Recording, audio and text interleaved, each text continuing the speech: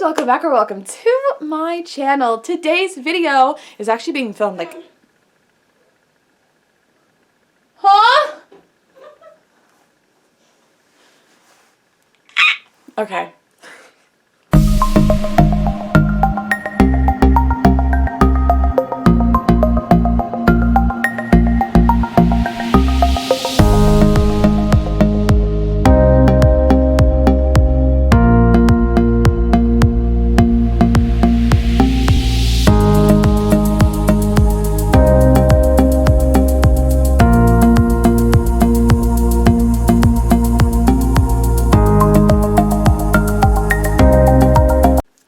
Welcome back or welcome to my channel. Today's video is actually being filmed after 7 p.m.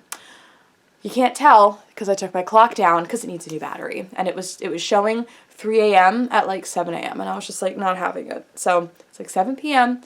so we're using as much sunlight as we can. The sun's literally like setting, but it's fine.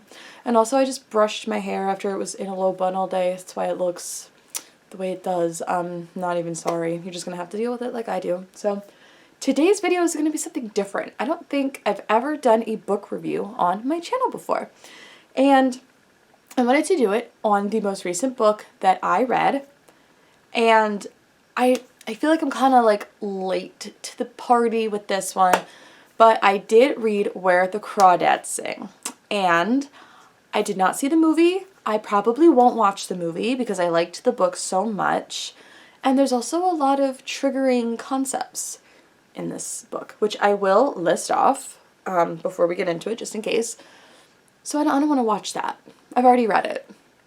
So the trigger warnings, super quick, and there will be spoilers, but the trigger warnings are the obvious, like, racism.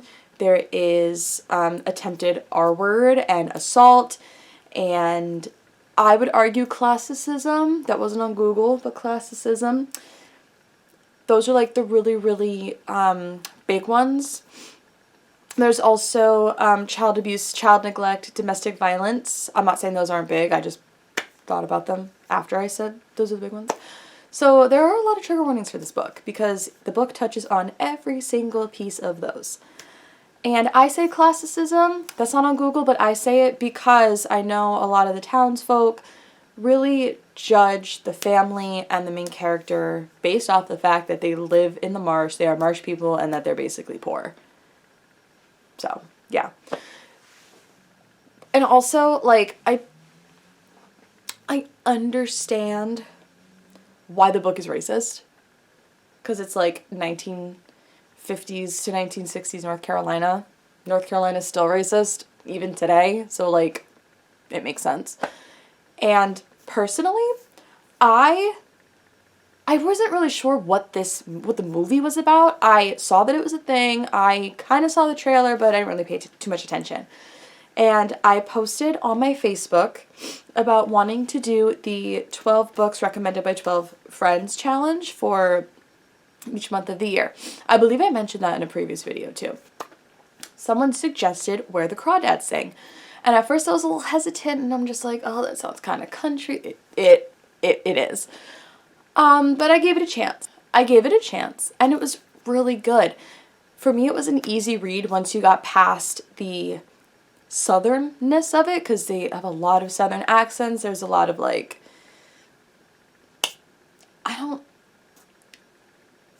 the author, like, for certain characters, there's, like, definitely, like, I don't want to say, like, illiteracy, but, like, it's seen as, like, they don't know how to speak English, or it's, like, very much, like, the author wrote this with black scent as the intention of how it's supposed to be read. That's my opinion. I liked this book because it was kind of like, it was like two different timelines, and it's like Google was like, oh, there are two different timelines and they come together. And I'm just like, how do you go from an abused 6-year-old to a murdered man? Where is the connect? But boy, does it connect, okay? And personally, Chase is trash. We don't vibe with Chase. Tate is a little bit better. And dates her while she's 14, almost 15, and he's like 18, 19. It's weird. Way better than Chase. He treats her way better than Chase. Like, he's so kind to her. They end up together, and I like that they end up together. But it's like, why did you date her while she was a child? They never, like, had sex or anything. Thank God. You know, but still, like, that little part is still weird to me. However, he was a better character. He was a better boyfriend for her than Chase was. Chase was using her and cheating on her. He was a serial cheater. And he basically, like, kind of persuaded her to have sex with him, like consensual sex with him. He couldn't make her nut, though. And then he tried to R-word her later. It's like, okay, like, you deserve to get the you-know-what beat out of you. Which she did. Good for her. I'm glad that her father left because he was a piece of trash. I kind of feel bad for her, though, because every single person in her family abandoned her. And she was literally 7 years old, living with an abusive man for a father. And by the time she was, like 10, like, he had left, too. And it was just like, what in the world? There was just a lot of, like, reason to feel bad for this character. There was just a lot going on. And then with the jumping back and forth between the past and present, it wasn't confusing, luckily, because they had, like, the year for the chapters, so, like, you know when it's supposed to be. You know it's supposed to be, like, young Kaya versus 20-something Kaya, you know what I mean? So that's good. And then I do, like, these two timelines did end up coming together. And what I really low-key love is that she got away with murder. They had evidence against her, arrested her, charged her with the murder of Chase. And they found her not guilty. They found her not guilty. But it turns out she did it. She did it anyway. She did it after all. And you know what? I love that no one found out until after she was dead, too. So what were they going to do? What were they going to do? I just think that's phenomenal. I'm not going to lie to you. He deserved it. He deserved it. I love that for her.